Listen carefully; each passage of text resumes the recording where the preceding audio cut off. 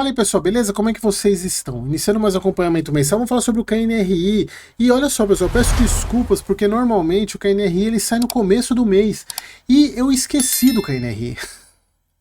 É o problema da idade. Eu esqueci do KNRI. Eu tava olhando a minha planilha, que eu vejo todos os fundos que eu gravo, e tava lá o KNRI sem dar o tique. Falei, caramba, eu esqueci de gravar o KNRI, mas já tô gravando e trazendo aqui dentro do mês, é o que importa, né? Trazer ele dentro do mês. Mas bora pro relatório gerencial de março. Temos algumas coisas importantes que aconteceram no fundo e eu preciso trazer isso para vocês. Então bora lá.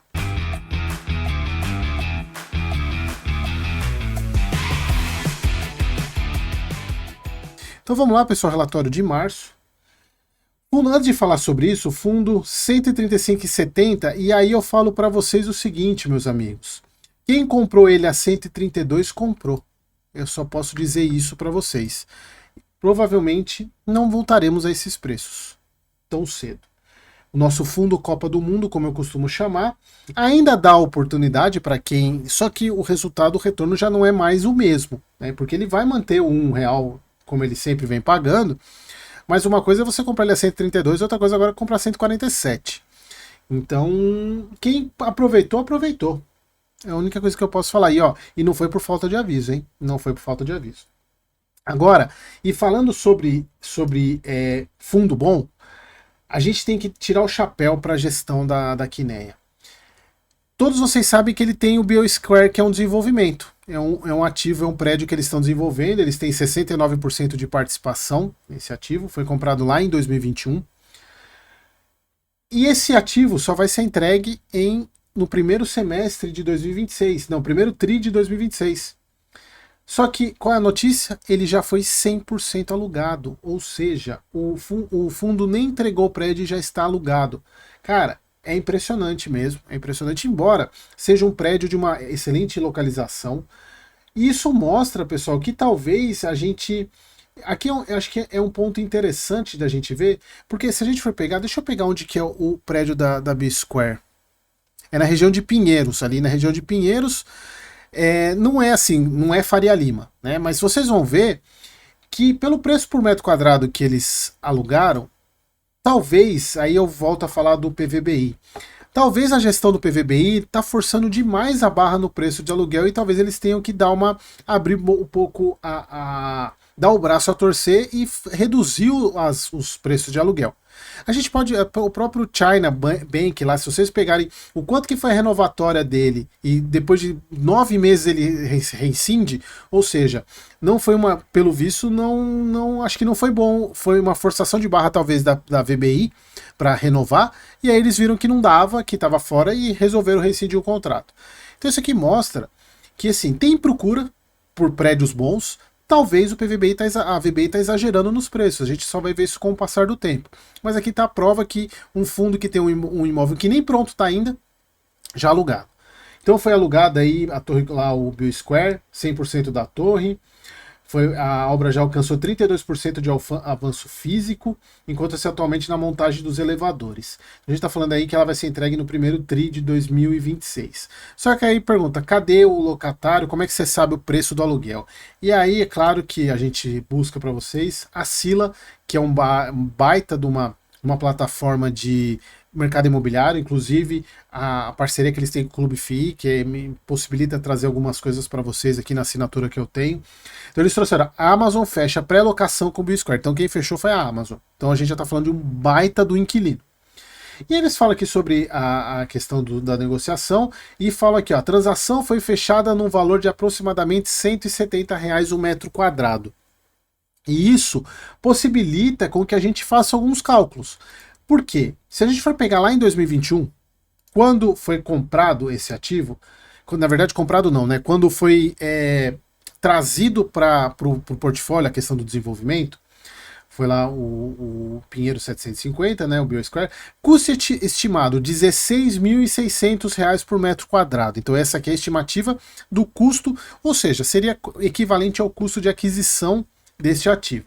E eles colocam que isso aqui deve gerar, quando ele estiver pronto, um yield aí de 9,50% ao ano.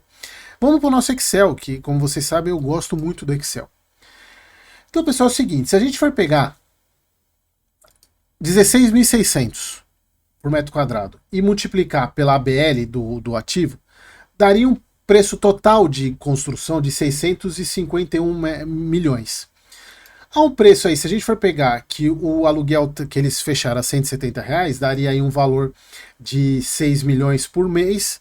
Se a gente for pegar por ano isso, a gente está falando aí de um cap, ou seja, de um retorno de 12%, bem acima do que foi proposto pela Quineia no prospecto, ou seja, muito bom, um retorno muito maior, praticamente aí 2 a 3% acima do que eles proporam, que era 9,50. Isso primeiro, um ponto importante, que mostra que, isso eu sempre falo em fundos de logística do desenvolvimento tem o potencial de trazer muito mais retorno do que compra. É isso, eu acho que vocês já estão cientes disso. Porém, a gente não pode esquecer que esse preço de 16.600 foi fechado em 2021. Então a gente precisa, e aqui é muito difícil de saber, porque você tem os reajustes dos custos de construção, principalmente voltado para o INCC. É claro que se você pegar esse valor aqui e colocar o INCC em todo o período, vai para 800 e cacetada, o cap cai para 8. O yield cai para 8. Mas isso aqui é como se ele tivesse desembolsado isso lá atrás. Mas não, ele já desembolsou, a gente pode pegar aqui no relatório, ele já desembolsou por esse, ele coloca aqui, né, desembolsou 240 milhões, mais ou menos, né? Cadê? Aqui, ó, ele já desembolsou 267 milhões. Supondo que ainda tem um pouco mais da quase metade do valor, porque se a gente for pegar a porcentagem que o fundo tem dele com 69%, então em tese dessa construção ele tem que desembolsar 450 milhões. E aí a gente tem, só que não tem como, teria que fazer as contas aqui, e é muito difícil saber o quanto que era para ter sido o valor, né? Daria até para fazer pelo fato que o fundo deixa eu ver se eu faço isso agora, porque aí até para a gente fazer junto aqui.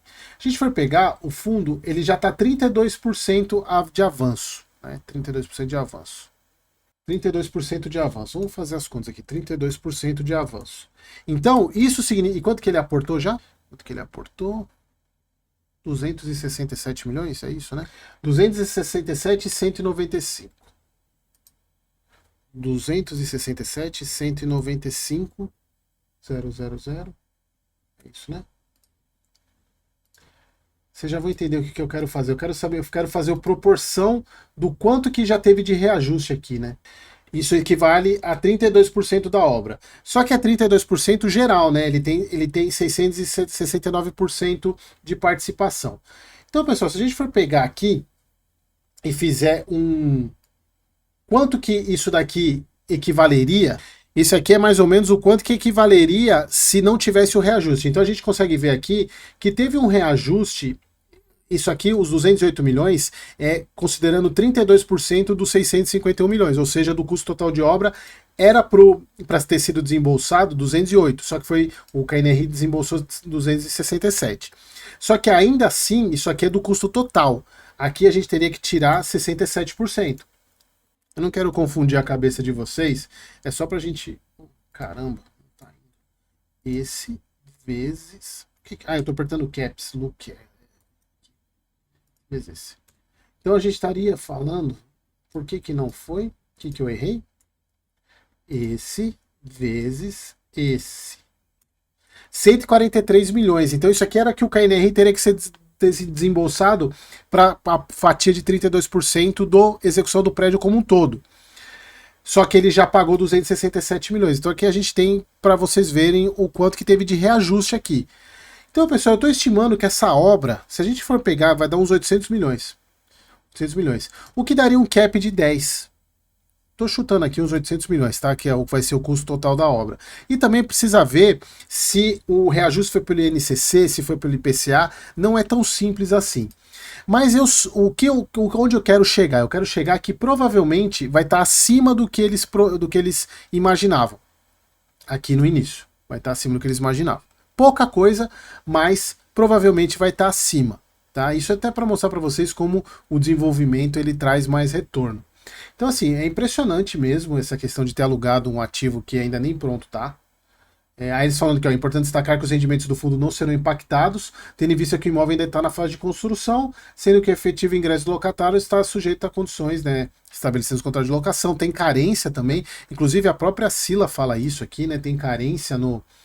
aqui, ó, a transação foi fechada no valor de R$ 170 o metro quadrado, considerando a carência, né? Então, pode ser que o valor seja um pouco mais alto, porque aqui se eles estão fazendo R$ 170, como se ele começasse a pagar logo, só que tem carência de alguns meses. A gente não sabe como é que é a gente só vai quando o inquilino ocupar esse imóvel.